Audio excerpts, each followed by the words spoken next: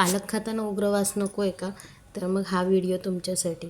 तर इथे मी पालकची भाजी कशी बनवते ते तुम्हाला सांगते. कारण मी जर असा पालक बनवला की माझ्या घरातले सगळे आवडीने खातात. कारण याच्यामध्ये उग्र वास येत नाही. एक पालकचा एक उग्र वास असतो, तो बऱ्याच जणांना आवडत नाही. त्याच्यामुळं मुलंही बऱ्याचदा पालकची भाजी खात नाहीत. तर तुम्ही एकदा अशी ट्राय करून बघा, नक्कीच सगळ्यांना आवडेल. आणि इथे मी तूर डाळ, मूग डाळ, टमॅटो आणि पालक एवढंच मी कुकरला लावून घेतलेलं होतं. ह्याच्या छान 3-4 शिट्ट्या काढल्या आणि हे सगळं हटवून घेतलं.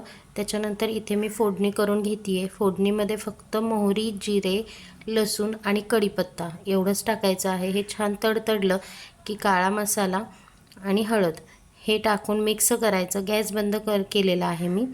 गॅस बंद करून ह्याचा तडका झाला की आपण डाळीमध्ये हा मिक्स करायचा पालकमध्ये.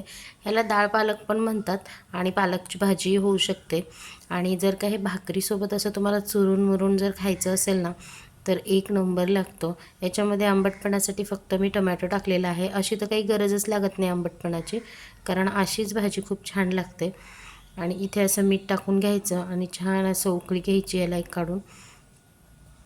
आणि जर का तुम्हाला चुरून खायचं असेल तर थोडं पातळ करायचं. आणि ह्याचं थिकनेस पण बघा, तर थोडंसं उकळल्यानंतर ना थिकनेस पण छान येतो. हे ऑप्शनली आहे. जर तुम्हाला शेंगदाणे आवडत असतील पालकमध्ये तर तुम्ही टाकू शकता, अदरवाईज नाही टाकले तरी चालतील.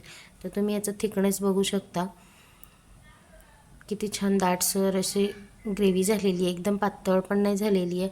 ही चपातीसोबत पण जाते, भाकरीसोबत, आणि हे जास्त करून भातासोबत छान लागते. व्हिडिओ आवडलाच तर लाईक, शेअर, सबस्क्राईब करायला विसरू नका. So thank you.